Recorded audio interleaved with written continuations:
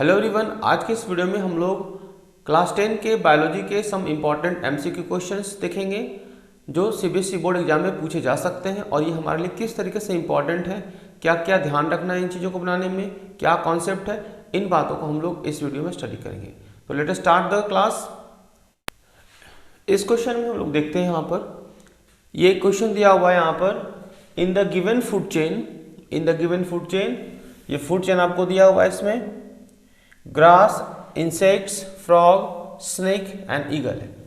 ये 5 स्टेप में दिया हुआ है फूड चेन। इसमें लेबलिंग किया हुआ ए बी सी डी, ठीक है। और इसमें कॉलम 1 कॉलम 2 को मैच कराया गया है, ए बी सी डी, और इधर ऑप्शन दिया गया 1 2 3 4।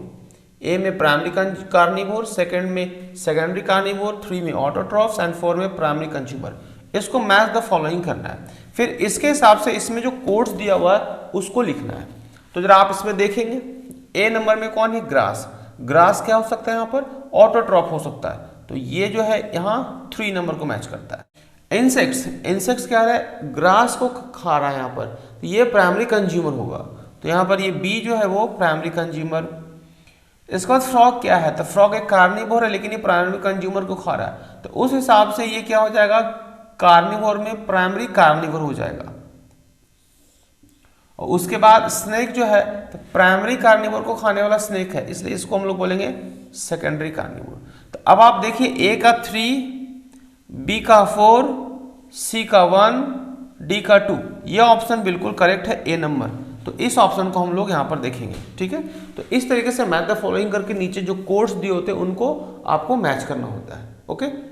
तो इस तरीके से ए ऑप्शन इसका सही है, आप देख सकते हैं इसमें मैच द फॉलोइंग करके। नेक्स्ट क्वेश्चन, इस क्वेश्चन को देखिए यहाँ पर the following results were obtained by a scientist who crossed F1 generation of pure breeding parents for round and wrinkle seed. अब इसमें 2 कैरेक्टर दिया गया है, एक राउंड है और एक रिंकल सीड है। अब कह रहा है कि F1 जनरेशन को क्रॉस किया गया है, तो F1 जनरेशन को क्रॉस किया गया है और इसमें ये फाइंडिंग दी हुई है यहाँ पर कि डोमिनेंट ट्रेट कौन है, रिसेसिव ट्रेट कौन है, और F2 प्रोजेनी की संख्या कितनी आई है। तो जाहिर सी बात है कि F1 जनरेशन के प्लांट्स का हम जब सेल्फिंग कराएंगे तो F2 जनरेशन हमें मिलेगा। अब यहाँ पर आप देखिए कहता है find the actual number of round seed obtained. तो F2 जनरेशन में कितना राउंड सीड ऑब्टेन्ड हुआ है। तो अगर आप इसको देखते हैं यहाँ पर हम लोग एक ही कैरेक्टर को ले सकते हैं, ये ऑलरेडी मोनोहाइब्रिड क्रॉस का एग्जांपल यहाँ पे है। तो यहाँ पर अगर आप इसको लेते हैं round, first character round seed आप ले सकते हैं और दूसरा रिंकल सीड आप इस तरीके से कर सकते हैं। तो इनके बीच में अगर आप यहाँ पर इसको क्रॉसिंग कराएंगे तो फर्स्ट जनरेशन में जो आपको फाइंडिंग होगी वो कुछ इस तरीके से,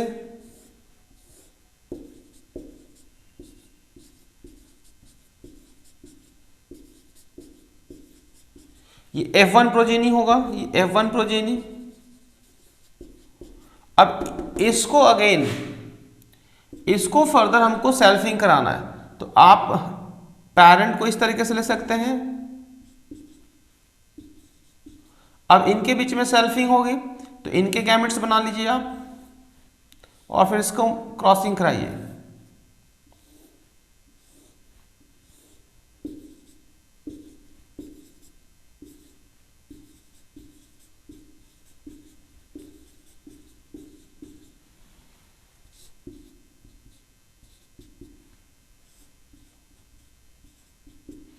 तो इसका जो रिजल्ट्स आप देखेंगे तो यहां पर आप देख रहे हैं यहां पर ये F2 है, ये क्या है, F2 है,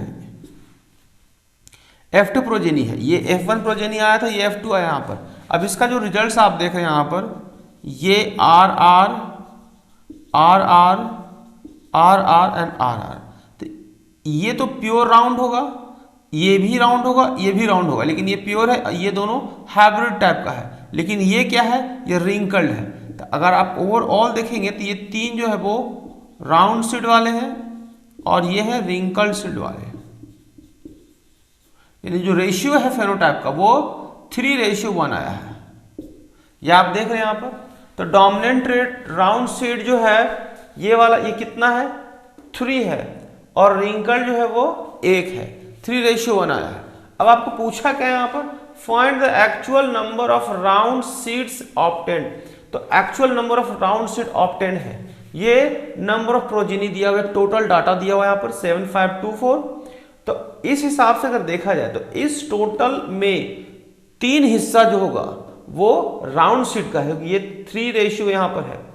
तो ओवरऑल अगर हम लोग यहां पर हम लोग अगर इसको 4 पार्ट लेते हैं तो जिसमें कि 3 पार्ट जो है वो राउंड सीड का है और 1 पार्ट जो है वो रिंकल सीड का। तो उस हिसाब से अगर आप इसको बनाएंगे, क्वेश्चंस को अटेम्प्ट करेंगे, तो आपको क्या करना होगा यहां पर,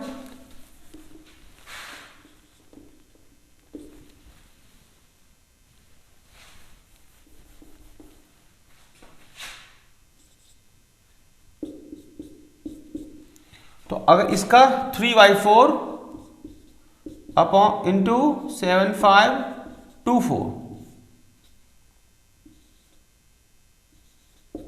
तो ओवरऑल आ गया आपको 3,4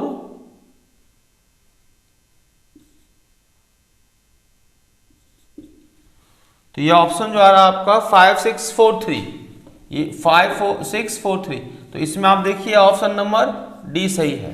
तो इस तरीके से आपको यहाँ पर नंबर ऑफ प्लांट के बारे में पूछा हुआ है कि नंबर ऑफ प्लांट जो है वो राउंड सीड वाला F2 प्रोजेनी में कितना है। तो इस तरीके से आप अटेम्प्ट कर सकते हैं। Okay, next question. ये जो नेक्स्ट क्वेश्चन है इसमें कहता है आपको which phyto hormone is responsible for the growth of the plant when light is shone from the one side. एक साइड से लाइट अगर आ रही है तो जो ग्रोथ हार्मोन है वो कौन सा ग्रोथ हार्मोन बनेगा प्लांट में, और इसके कारण से जो प्लांट का हाइट है वो इंक्रीज करेगा। तो देखिए ये जो ग्रोथ हार्मोन है यहाँ पर ऑक्सिन बनेगा, क्योंकि लाइट के प्रेजेंस में अगर आप इसको स्टेम कंसीडर करते हैं यहाँ पर, तो ये स्टेम का टिप है और यहाँ पर ऑक्सिन का फॉर्मेशन होता है, ऑक्सिन का फॉर्मेशन होता है। और लाइट अगर इधर से आ रही है यहाँ पर, तो ये इसका कॉन्सेंट्रेशन शेडी रीजन में ज़्यादा हो जाता है, यानी जिस तरफ से छाया होगी उस तरफ शेडी रीजन में ज़्यादा हो जाएगा, और लाइट के फ्रंट में ये कम होगा। तो यहाँ पर बनता है ऑक्सिन हार्मोन, और वही इसके लिए हाइट के ग्रोथ के लिए रिस्पॉन्सिबल है।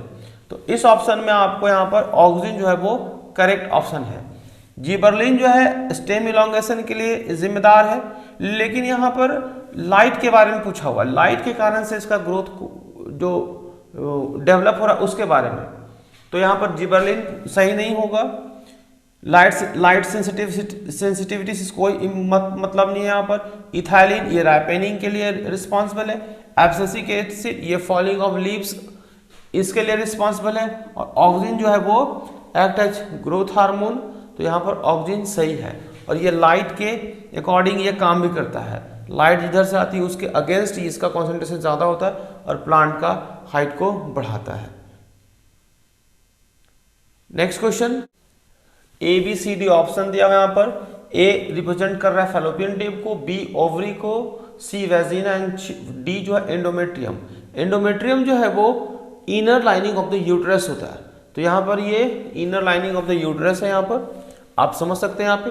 अब इसमें कह रहा है कॉलम 1 एंड कॉलम 2 दिया हुआ है यहाँ पर, ए बी सी डी दिया हुआ है। ए के सामने यहाँ 1 में लिखा है produce ovum, second site of the fertilization, third is the site of the implantation and 4 blood and mucus comes out. अब इसको आपको मैच द फॉलोइंग करना है, मैच द फॉलोइंग। अब ए किसका है, ए देखिए फैलोपियन ट्यूब। फैलोपियन ट्यूब में क्या होता है, यहाँ पर फर्टिलाइजेशन होता है, तो it is the site of the fertilization. A का हो गया 2। बी ओवरी, ओवरी का क्या काम है, ओवरी में ओवम का फॉर्मेशन होता है, तो बी जो है वो 1 हो गया। सी वेजिना, वेजिना के थ्रू क्या होता है यहाँ पर blood and mucus comes out, तो सी जो हो गया वो 4 हो गया। एंड डी में endometrium, endometrium is the site of implantation, जो जायगोट बनता है वो फाइनली वो inner lining of the uterus में आकर इम्प्लांट होता है फॉर फर्दर डेवलपमेंट। तो यहाँ पर डी जो है वो 3 को रिप्रेजेंट कर रहा है, endometrium is the site of the implantation. अब आप खुद इसका मैचिंग कर लीजिए, ए का 2, बी का 1, सी का 4 एंड डी का 3। ये ऑप्शन बी जो है वो करेक्ट है यहाँ पर। ठीक है, इस तरीके से आप इसको मैच करके इसमें कोड्स को फाइंड कर सकते हैं। Okay, next question. अब नेक्स्ट क्वेश्चन देखिए, यहाँ पर ये असर्शन रीजन बेस्ड क्वेश्चन है। यहाँ पर 2 क्वेश्चन दिया हुआ है आपको असर्शन रीजन के। तो फर्स्ट असर्शन यहाँ पे दिया हुआ है, in human beings the respiratory pigment is haemoglobin. कह रहे हैं यहाँ पर ह्यूमन बींग में रेस्पिरेटरी पिगमेंट क्या है, हीमोग्लोबिन। तो ये बिल्कुल सही बात है। हीमोग्लोबिन जो आरबीसी में प्रेजेंट रहता है ये ऑक्सीजन को कैरी करता है। लेकिन यहाँ क्वेश्चन यहाँ लेकिन रीजन जो दिया हुआ it is a type of protein. तो हेमोग्लोबिन तो प्रोटीन है ही, तो it is a type of protein which has high affinity for CO2। इसका कहना है कि ये CO2 के प्रति हाई एफिनिटी शो करता है, यानी उससे ज़्यादा रिएक्शन करता है, ज़्यादा अटैचमेंट रखता है। तो ये बात सही नहीं है। अगर हम CO2 देखें और कार्बन मोनोऑक्साइड देखें तो यहाँ पर कार्बन मोनोऑक्साइड के साथ ज़्यादा एफिनिटी होगी विथ रिस्पेक्ट टू CO2। लेकिन यहाँ पर ये जो असर्शन दिया हुआ है कि रेस्पिरेटरी पिगमेंट हीमोग्लोबिन है, लेकिन इसका जो रीजन जो यहाँ पर दिया है कि it is high affinity for the CO2, ये प्रॉपर आंसर इसका नहीं है। तो यहाँ पर ये असर्शन सही है लेकिन रीजन जो है वो गलत है यहाँ पर। तो इस हिसाब से इसका ऑप्शन C करेक्ट होगा। ठीक है, अब यहाँ पर नेक्स्ट क्वेश्चन जो है असर्शन में कहता है the uterus prepare itself every month to receive fertilize egg. ये बिल्कुल सही है, क्योंकि हर महीने जो है जो मेंस्ट्रुअल साइकिल जो है उसमें यूटरस जो है एक फर्टिलाइज एग को रिसीव करने के लिए तैयार करता है। और रीजन दिया है the ovary release 1 egg every month. अब यहाँ पर ओवरी जो है वो 1 एग रिलीज एवरी मंथ दिया है। तो देखिए यहाँ ये बात भी सही है और ये बात भी सही है यहाँ पर, क्योंकि हर एक महीने में यूटेरस अपने आप को तैयार करता है। जो इनर लाइनिंग जो है एंडोमेट्रियम लाइनिंग जो है वो डीजनरेट होने के बाद दोबारा से रीजनरेट होता है। तो हर एवरी मंथ जो मेंस्ट्रुएशन का है वो उसमें ये वो अपने आप को तैयार करता है। और इसमें रीजन भी लिखा हुआ है कि ovary release 1 egg every month, और हर एक मंथ में एक ही एग रिलीज होता है। ये बात भी बिल्कुल सही है। तो यहाँ पर इसका ऑप्शन A करेक्ट होगा। नेक्स्ट क्वेश्चन में देखिए ये ग्राफ दिया हुआ है यहाँ पर, और इससे रिलेटेड कुछ क्वेश्चन इसमें पूछे हुए हैं। यहाँ पर amount of solid substances in pit, और यहाँ पर टाइमिंग दिया हुआ है। इसमें 3 सब्सटेंस लिए गए हैं, R, S, T, ये 3 सब्सटेंस लिए गए हैं, और कह रहा है इसको पिट में डाल दिया गया, इसको बरीड कर दिया गया है गड्ढे में, और मिट्टी से कवर कर दिया गया है। अब जो क्वेश्चन पूछता है उसको देखिए, which waste will not decompose at all. तो इसमें कौन सा जो है वो डिकम्पोज नहीं होगा। तो आप देखिए यहाँ पर ये अमाउंट ऑफ सब्सटेंस को रिप्रेजेंट कर रहा है यहाँ पर, और ये टाइमिंग के साथ साथ ये डिकम्पोज होता चला गया है। उसी तरीके से ये सब्सटेंस भी डिकम्पोज होता चला गया टाइम के साथ साथ। इसके बारे में सोचिए, यहाँ पर ये सब्सटेंस जो है ये डिकम्पोज नहीं हो रहा है। टाइम के बढ़ने के साथ साथ इसकी वैल्यू घट नहीं रही है। तो इस हिसाब से हम देखेंगे कि S जो है वो डिकम्पोज नहीं होगा। तो इसका करेक्ट आंसर S होगा। फिर लिखता है which type of solid substances comes under category R। R के अंतर्गत कौन सा सब्सटेंस आ रहा है। तो यहाँ पर R देखिए, ये जो सब्सटेंस है ये कम टाइम में आसानी से ये डिकम्पोज हो गया। तो इस पॉइंट से अगर आप सोचेंगे तो ये ऑर्गेनिक वेस्ट मटेरियल हो सकता है। तो वेजिटेबल पील्स हो सकता है, काउ डंग हो सकता है, प्लांट रेसिड्यू हो सकता है। तो ये आसानी से डिकम्पोज हो सकता है। तो ये ऑर्गेनिक वेस्ट मटेरियल होगा। थर्ड का जो ऑप्शन है क्वेश्चन है what are the safe method of the disposal of the non biodegradable waste.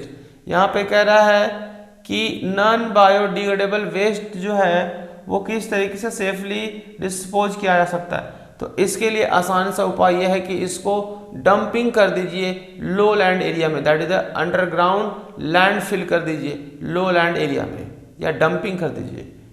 इस क्वेश्चन को देखें यहाँ पर, ये नेक्स्ट क्वेश्चन जो है आप इसमें देखिए, इसमें कह रहा है the correct sequence of organ for transport of the sperm. Sperm transport करने का जो सीक्वेंस है वो किस तरीके से होगा। तो आप जानते हो स्पर्म जो बनता है सबसे पहले टेस्टिस में बनता है। टेस्टिस से जो ट्यूब निकलता है जिसको हम बोलते हैं वास डिफरेंस, तो वास डिफरेंस से फिर कंडक्ट होता है और फाइनली यूरेथ्रा में जाकर वो मिलता है। तो जो सीक्वेंस, जो करेक्ट सीक्वेंस होना चाहिए वो टेस्टिस, टेस्टिस के बाद वास डिफरेंस, वास डिफरेंस के बाद यूरेथ्रा। तो अब आप इसमें ढूंढिए कौन सा है। यहाँ पर ये फर्स्ट ऑप्शन जो टेस्टिस है, फिर वास डिफरेंस है, फिर यूरेथ्रा, ये करेक्ट ऑप्शन दिख रहा है। सेकंड में लिखा है testis, ureter and urethra. Testis तो ठीक है, लेकिन टेस्टिस से यूरेटर नहीं निकलता। यूरेटर जो है वो किडनी से निकलता है और यूरिनरी ब्लैडर में जाता है, तो ये ऑप्शन तो गलत हो गया। इसके बाद नेक्स्ट है टेस्टिस, यूरेथ्रा एंड यूरेटर। तो टेस्टिस के बाद यूरेथ्रा नहीं होता, टेस्टिस के बाद वास डिफरेंस देन यूरेथ्रा, तो बीच में वास डिफरेंस लायक है। लेकिन इसके बाद फाइनली यहाँ पर लिखा है यूरेटर।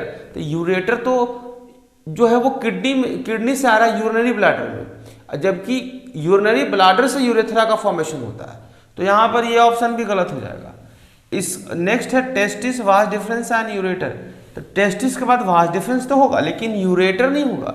यूरेटर तो किडनी से आ रहा है, जबकि वास डिफरेंस यूरेथ्रा में जाकर मिलता है, तो ये ऑप्शन भी गलत है। तो ये आपका फर्स्ट ऑप्शन बिल्कुल करेक्ट है। ओके।